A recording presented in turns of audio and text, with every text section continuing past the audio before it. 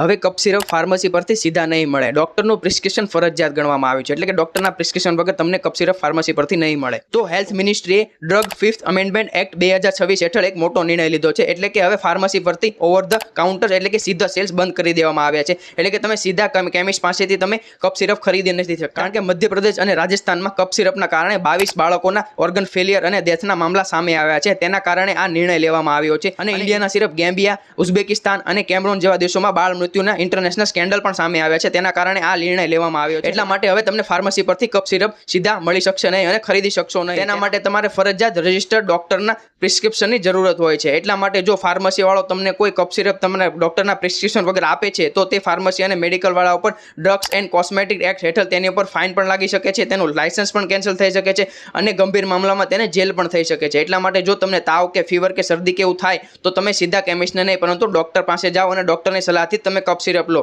કારણ કે આવા મામલાઓના કારણે ઘણા બાળકોનું જીવન પણ જોખમમાં મુકાય છે. એટલા માટે આ વિડીયો દરેક વ્યક્તિને શેર કરો અને આવી જ લીગલ અને પબ્લિક અપડેટ માટે અમારી ચેનલ વકીલ લોજિકને ફોલો કરવાનું ભૂલતા નહીં.